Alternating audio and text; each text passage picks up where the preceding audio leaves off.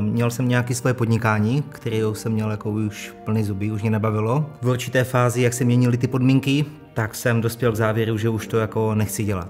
Jo, nechci to dělat a hledal jsem možností, jak vytěžit z toho, co mám zaběhlý, co mi funguje nějakou dobu, abych z toho dostal jako jednorázově nějaké peníze a mohl se zase jako posunout dál. Jedná se vlastně o prodej firem, kde člověk, když vlastní nějakou firmu v určité hodnotě a rozhodne se třeba jít do důchodu nebo to nemá komu předat zkrátka tu firmu, tak my zprostředkováváme ten prodej. Asi to vzniklo v dobách koronaviru a v dobách po koronaviru, kdy samozřejmě měly firmy problémy, tak přišli s nápadem, že založí firmu Business na prodej, aby byli schopní prodávat nebo nakupovat společnosti. Jo, je to prostě tak, že pro lidi, kteří prostě nemají ten biznisové myšlení, tak prostě je to výhodnější prodat a nechat se zaměstnat. To znamená, že když se někomu opravdu nedaří a nestihl ten zavčas z toho vlaku vystoupit a dostal se třeba i do nějakých insolvenčních potíží a tak dále,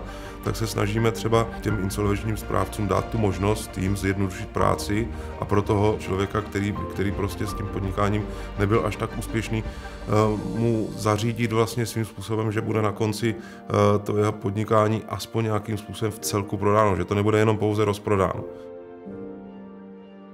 Nejsem na to úplně zvyklý, že v republice se někdo postaví takhle šikovně a uchopí celou tu situaci tak, jak má, včetně právního servisu. Tak určitě to tomu zákazníkovi může nabídnout ta naše spolupráce vlastně s tou partnerskou advokátní kanceláří to, že vlastně svým způsobem on dostává tu právní poradenství svým způsobem zdarma. Tak když se na to podíváme z hlediska toho, že někdo třeba nemá žádnou zkušenost, ať už s podnikáním nebo s prodejem nebo nákupem nějakých těch firem, tak my nabízíme vlastně tu telefonickou konzultaci s tím panem doktorem, který těm zákazníkům vlastně vysvětlí, jak postupovat, co je třeba si připravit na ten prodej, co je třeba vypočítat, nebo naopak, co je třeba odstranit, nedávat to tam do toho inzerátu. Když jsme se o tom bavili, za kolik to pustit, nedokázal jsem si to sám ocenit, zbytečně jsem to měl podhodnocený, tu věc. Jak říkám, chce to vždycky naslouchat i té protistraně, která tu službu nebo tu věc dělá a nabízí. Takže nechal jsem si v tom poradit a zase jsem udělal dobře. Jo? Prostě očekávání moje bylo nižší, než byla realita.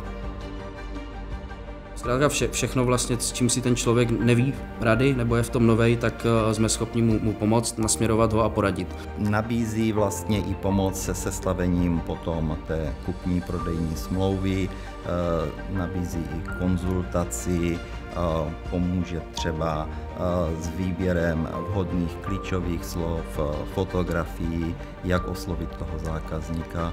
V podstatě jsou to mladí kluci, kteří se v dnešní době vyznají a pomohli mi vlastně tu firmu velice rychle, v podstatě s nulovými náklady prodat.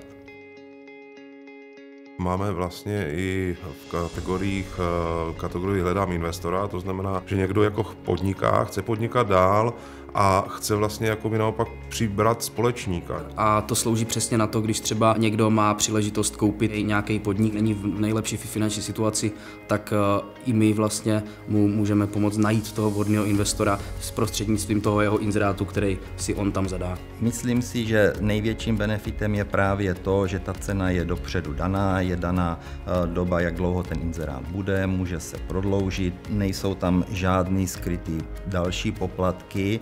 Kdežto u jiných firm je to bohužel tak, že chtějí po vás, abyste podepsali nějaký smlouvy, k něčemu se zavázali se nějakým způsobem k nějakým poplatkům. To je taky jedna z velice častých dotazů, že jako my zaplatíme za inzerci, no a co podíl z prodeje? Ne, my nic takového nechceme. Jo, vy jste si u nás dali inzerci, díky nás jste to získali, buďte rádi, my jsme rádi taky, nám to dělá radost, hlaste o nás dobré jméno a tím to končí. Jo.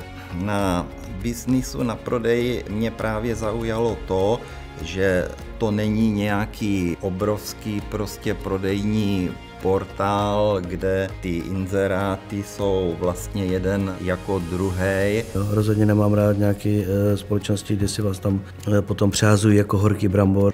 Ale že nabízí prostě dedikovaný prostředí jenom na prodej té firmy a nabízí k tomu vlastně konzultaci a nějakého člověka, který se o to postará. Byl to vlastně ten osobní přístup, který mě zaujal. Že jsou samozřejmě finanční společnosti, které kupují firmy, pak je po částech rozprodávají a jde tam prostě čistě jenom o profit, ale člověk, který založil firmu, provozoval ji, dal jí, když to řeknu, půlku svého života, tak samozřejmě nechce prodat tu firmu někomu, třeba konkurenci svojí, nebo někomu prostě jen prostě tak, že dostane peníze a jde, a třeba chce, aby ta firma pokračovala dál v nějakém duchu, s kterým byla založena, s kterým fungovala, takže v tomhle určitě skvělá věc a důležitý prvek.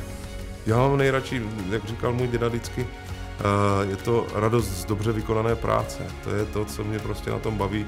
Baví mě ty příběhy těch lidí, baví mě ty potom strašně moc, pokud se něco podaří a jsou samozřejmě i děkovný telefonáty, tak toto je takový prostě zadostiučinění a ta radost z té dobře vykonané práce, která mě nesmírně těší a je to prostě takový motor, prostě, který mě potom žene dál, vymýšlet nový a nový věci, poučit se z toho, co jsme kdy udělali špatně, udělat to líp, rozšířit prostě.